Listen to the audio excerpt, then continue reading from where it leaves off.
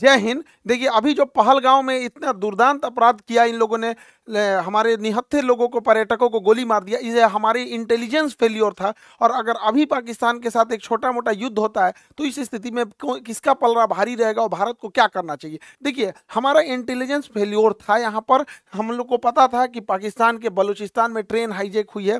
पाकिस्तान इसका ध्यान भटकाने के लिए, अपने फेल्योर को छुपाने के लिए कुछ ना कुछ चीज़ों को करेगा, फिर भी हम लोग ने इसे इग्नोर किया। हालिया में रावलपिंडी में जो इसने बयान दिया था आसिम मुनीर की, हम अलग हैं, हम दुनिया को बताएंगे कि हम मुस्लिम बाकियों से अलग हैं, ये बात हकीकत है कि हम इंडियन मुसलमानों से तुम्हारा कोई तुलना ही नहीं है, क्योंकि शेर और सुअर में कोई तुलना नहीं होता है। इसके अलावा टेरिफ वार भी चल रहा था, इसे भी हमारी इंटेलिजेंस एजेंसियों ने उतना ध्यान से नहीं दिया। हालांकि लास्ट मोमेंट पर इंटेलिजेंस ने कहा था कि अप्रैल के दूसरे सप्ताह में हमला हो सकता है।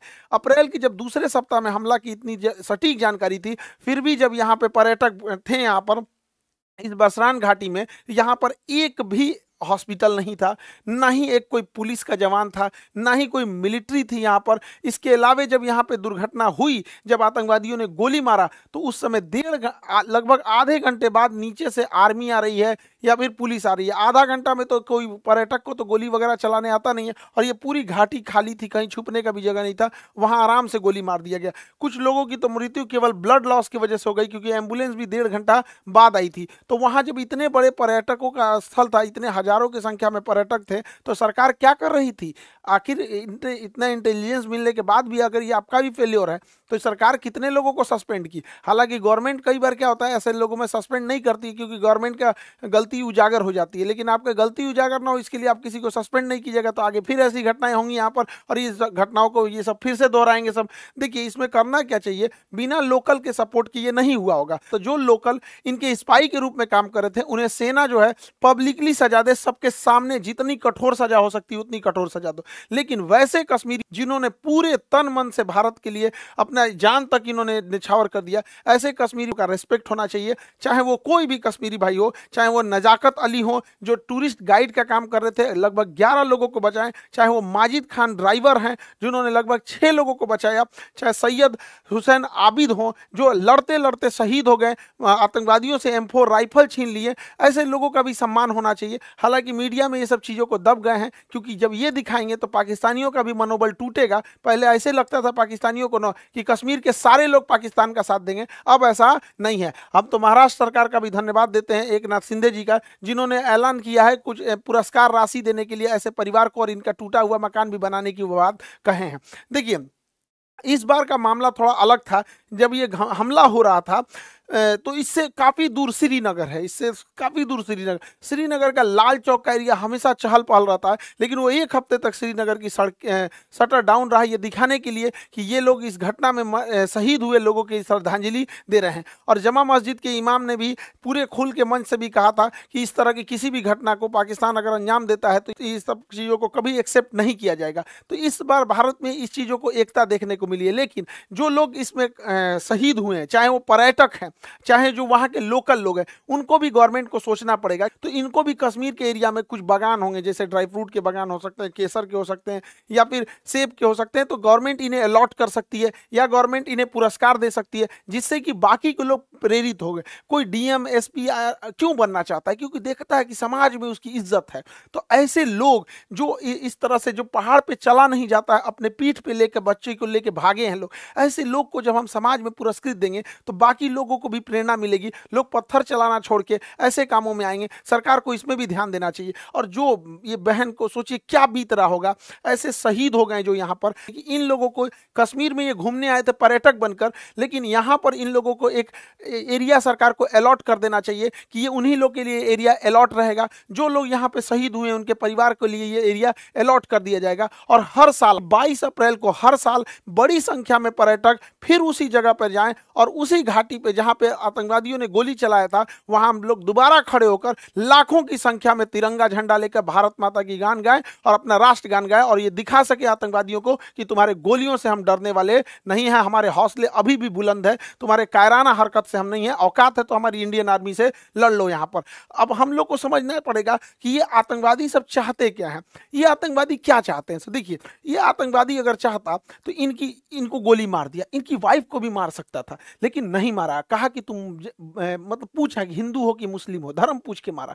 ये जानता था कि ये बात जब समाज में जाएगी तो ये इन आतंकवादियों का मकसद है कि भारत को इंटरनल तोड़ दिया जाए। देखिए एक्सटर्नल लड़ाइयाँ हम लड़ सकते हैं, इंटरनल टूट जाएंगे तो बड़ा मुश्किल हो जाता है।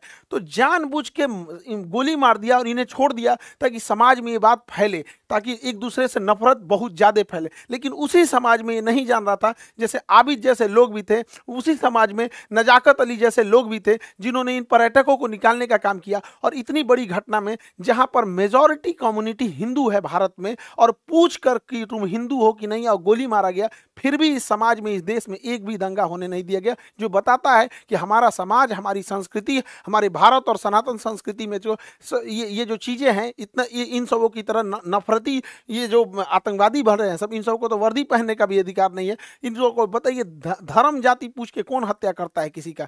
तो ये यही चाहता है कि हम लोग इंटरनल डिस्प्यूट में फंस जाए। दूसरा क्या चाहता है? कोई ना कोई तो इसका मकसद होगा। दूसरा ये चाहता है कश्मीर से पर्यटक हट जाए, इसीलिए ताकि कश्मीर में बेरोजगारी बढ़ जाए, महंगाई बढ़ जाए, तो युवाओं को अपनी ओर ये खींच सकता है। लेकिन हम लोगों को आगे प्रयास करना पड़ेगा और सरकार को भी, ताकि पर्यटन में कभी भी कमी आने नहीं दिया जाए। क्योंकि कश्मीर में जब से पर्यटन बढ़ा है, 370 हटा है, तो जो कश्मीरी को ये लोग 10,000 12,000 दे के पत्थर चलवाते थे, आज वो कश्मीरी पर्यटक में कोई नाव ले जा रहा है, कोई गाइड बना हुआ है, कोई घोड़े से किसी को घुमा रहा है, कोई अपना वहाँ दुकान चला रहा है। ऐसे करके कोई भी कश्मीरी छोटा मोटा बिजनेस करके 25-30 हज़ार रुपया अपने कमा रहे हैं।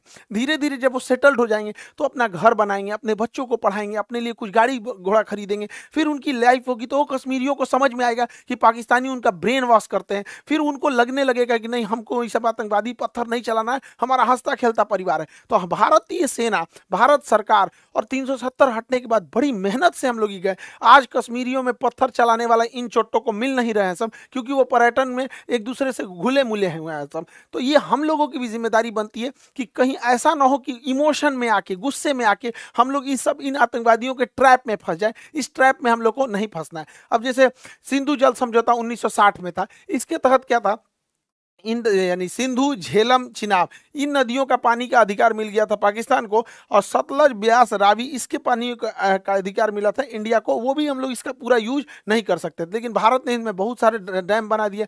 सलाल डैम, बेलगिहार, दुलहस्ती, किशनगंगा परियोजना, कई सारे डैम बना दिया। अब इसमें इतनी भयानक घटना हुई थी, इसलिए भारत सरकार ने इन डैम के पानियों को रोका। हालांकि हमारे पास अभी फिलहाल पूरा इंफ्रास्ट्रक्चर नहीं है कि पानियों को ज़्यादा देर तक होल्ड कर सके, लेकिन अभी क्या है कि 2 महीने बाद धान बोने की टाइम आएगा, और जब हम धान बोते हैं तो धान में ज़्यादा पानी चाहिए, उस समय बांध की पानी रोक दें और जो धान की फसल है ये नष्ट हो जाए, धान की फसल नष्ट हो जाए, क्योंकि पानी नहीं मिलेगा तो धान की फसल बर्बाद हो जाएगी। और उस पानी को रोके रखें, और जब ये पानी जाएगा, ठंडी का दिन आएगा, अक्टूबर नवंबर आएगा, तो गेहूं बोने का टाइम आता है, गेहूं को ज्यादा पानी देंगे तब नष्ट हो जाएगा, तो उस समय पनिया छोड़ दे, धान को सुखा के मुआ दे, गेहूं को भिगा के खत्म कर दे। इन भिकमंगों को जब आटा खरीदेगा 600 रुपये किलो, तब समझ में आएगा कैसे तड़पा तड़पा के। देखिए हमारे मासूम जनता, मासूम लोगों को गोली मारे हैं सब।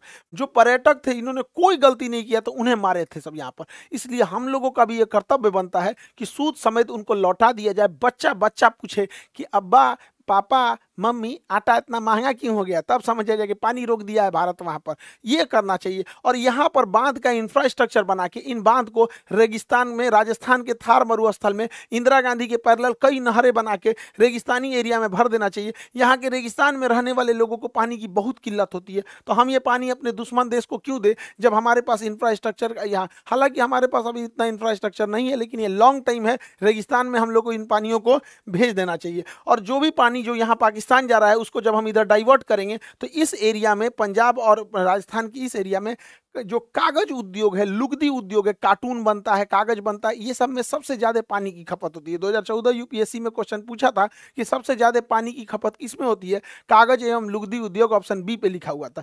तो इस एरिया में कागज वगैरह का उद्योग डालना चाहिए जिसमें पानी की हैवी खपत है, वैसे एरिया में नहीं डालना चाहिए जहाँ पानी कम है। हालांकि यहाँ पर हम लोग उतना इंफ्रास्ट्रक्चर नहीं बना है, वरना इन पानियों को हम लोग दिल्ली की ओर भी मोड़ सकते हैं। वो मोड़ने के लिए जो सिस्टम आता है उसे एक्वाडक्ट कहते हैं। ये देखिए, देखिए ये एक्वाडक्ट है, ये एक्वाडक्ट के रास्ते हम पानी को मोड़ सकते हैं, और एक्वाडक्ट के रास्ते अगर हम दिल्ली यमुना में ले आ दें और यमुना में तेज गति से छोड़ दें तो यमुना नदी में जो गंदगी की समस्या है वो तेज बहाव के कारण बह जाएगा, और आगे एक लोहे की जाली लगा दे जिससे कि जो प्लास्टिक है, कूड़े करकट है, उसे हम रोका जा सकता है, और पूरा का पूरा पानी साफ हो जाएगा। यमुना साफ के लिए देख रहे थे, यमुना साफ करने के लिए जोड़ देंगे नदियों को तो यमुना आराम से साफ हो जाएगी, बहाव के साथ आगे बढ़ जाएगी यमुना नदी। पाकिस्तानी सेना सोचती है कि छोटा मोटा एयर स्ट्राइक टाइप की कोई घटना हो जाए जिससे कि पाकिस्तानी सेना का जो जनरल है आसिम मुनीर वो अपने आप को रेलेवेंट दिखा सके कि हमारी कितनी जरूरत है, वो पाकिस्तान को कितना बचा के रखा है। लेकिन भारत को यहाँ इजराइल जैसे सोचने की जरूरत है, यदि एक भी हमला हो तो बड़ा सटीक हो, पाकिस्तान की कमर तोड़ दिया जाए।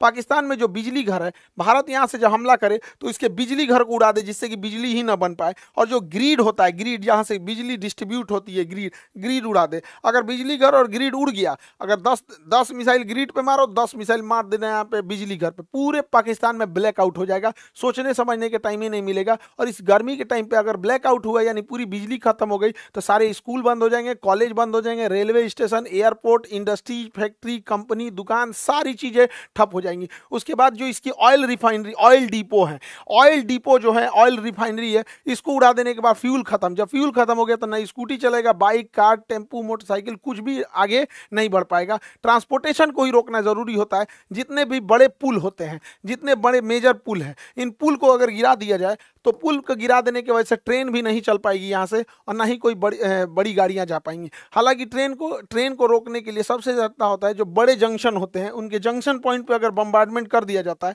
तो ट्रेन का आवाजाही बंद हो जाता है। तो भारत सरकार को स्ट्रेटेजिकली हमला करना पड़ेगा और नीचे से नौसेना का ब्लॉकेज लगा देना है और ऊपर से धो देना है, ताकि अगर 2 दिन के लिए भी सर्जिकल स्ट्राइक होता है तो इसका बहुत लंबा इंपैक्ट पाकिस्तानी अर्थव्यवस्था में दिखना चाहिए कि अगले 10 साल तक पाकिस्तान उसकी भरपाई ही करते रह जाए। देखिए, कश्मीर से ही ज्यादा घुसपैठ होने का एक बड़ा कारण ज्योग्राफिकल टेरेन है। वहां ज्योग्राफी की जो बनावट है, एक पहाड़ है, उबड़ खाबड़ है, और इसमें इतने घने जंगल है, इतना घना जंगल है कि हाथी छुप जाती है इन जंगलों के बीच में। तो इसके बीच में आतंकवादी को छुपना तो बड़ा ईजी है। तो भारत सरकार को और सेना को एक कड़ा एक्शन लेना पड़ेगा। पर्यावरण जाए साइड में, यहाँ पे पहले देश की सुरक्षा जरूरी है।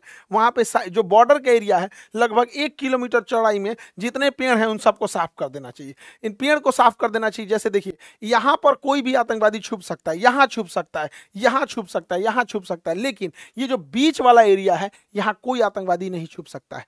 तो ऐसे जो एरिया है बॉर्डर से सट के लगभग 1 से 2 किलोमीटर की चौड़ाई में पूरा साफ कर देना चाहिए जंगल। लेकिन दिक्कत यह है कि अगर साफ कर देंगे तो कोई भी आएगा तो दिख जाएगा, तो ये तो ठीक है, लेकिन दोबारा जंगल उग जाएंगे। तो ऐसे क्या किया जाता है, एक सीमेंट ब्लैंकेट आता है, सीमेंट का कंबल होता है, उसको बिछा दिया जाता है, उसके ऊपर पानी का फुहारा मार दिया जाता है। तो बरसात से पहले बिछा दे, पानी का फुहारा मारेंगे, सट जाएगा, जमीन पकड़ लेगा, फिर उसके ऊपर कोई चीज नहीं उगेगा। तो 1.5-2 किलोमीटर खाली हो गया, कोई आए दंदना दो यहाँ पर। लेकिन ये क्या करेंगे सर, फिर सुरंग खोद के अंदर से आएंगे सर, थोड़ा पैसा लगेगा। एक ड्रेजिंग मशीन आती है, जितना गहरा खोदना है उतना गहरा ये खोद सकती है, ये खोदते हुए आगे बढ़ती है। तो ऐसे क्या है कि जहां तक, क्योंकि सुरंग खोदेंगे सब, मिट्टी से खोद सकते हैं सब, तो बॉर्डर के पास इन ड्रेजर मशीनों को लगा के पूरी ड्रिलिंग कर दे और उसमें सीमेंट, रीइंफोर्समेंट सीमेंट छत डाल के और ढलैया करते हुए चले जाए। यहाँ पर अडानी के पास तो सीमेंट की कमी है ही नहीं है, सरकार उससे लेके और डाल दे यहाँ से वहां तक, पूरा अंदर अंदर दीवार टाइप का, कि नीचे से सुरंग में भी